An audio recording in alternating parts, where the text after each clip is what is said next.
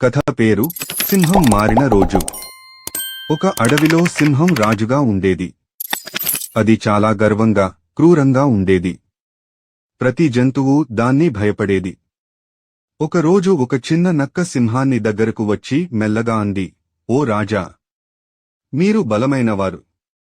కాని మీ వల్ల ఇతర జంతువులు భయంతో బతకలేకపోతున్నారు. మీరు మంచిగా ఉంటే అందరూ మిమ్మల్ని ప్రేమిస్తారు కూడా. సింహం అశ్రద్ధగా నవ్వింది. నన్ను ఎవరు ప్రేమిస్తారు? అందరూ నన్ను భయపడాలి, అదే నాకు కావలసినది. రోజులు గడిచాయి. ఎలుకలు, జింకలు, నక్కలు వేరే అడవికి వెళ్లిపోతూ ఉండేవారు. ఆ అడవిలో సింహం ఒంటరిగా ఉండిపోయింది. ఆహారం దొరకక బలహీనంగా మారింది. ఒకరోజు అదే నక్క మళ్లీ వచ్చింది. నక్క, ఇప్పుడు మీరు గ్రహించారా రాజా? ప్రేమే శక్తికి నిజమైన అర్థం. మీరు గెలిచే రాజు కాదు, ఆదరించే రాజు కావాలి. సింహానికి అప్పుడు బోధపడింది. అది మారిపోయింది. దయతో, కరుణతో జంతువులపై రాజ్యం చేయడం ప్రారంభించింది. కాస్తకాలం తర్వాత అడవి మళ్లీ శుభ్రంగా, ప్రశాంతంగా మారింది. ప్రతి జంతువు సింహాన్ని గౌరవంతో చూడడం మొదలుపెట్టింది. ఆ భయంతో కాదు, ప్రేమతో. నీతి, గొప్పవాడవుతావని భయాన్ని చూపకపోతే మంచిది. ప్రేమతో పాలించగలిగితే నిజమైన రాజవవుతావు. కథ పేరు ఈ చెట్టు నీడలో బుద్ధి. ఒకసారి ఒక పక్షి ఎండలో తిరుగుకుంటూ అలసిపోయింది. దారి మధ్యలో ఓ పెద్ద చెట్టు కనిపించింది.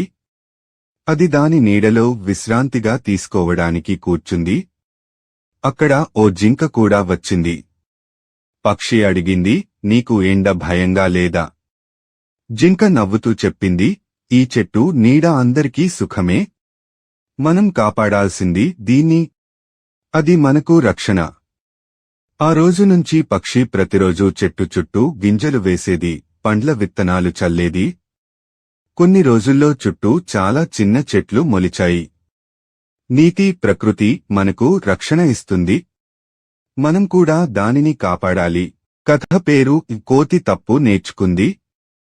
ఒక అడవిలో చిలక, కోతి ఇద్దరూ మంచి స్నేహితులు.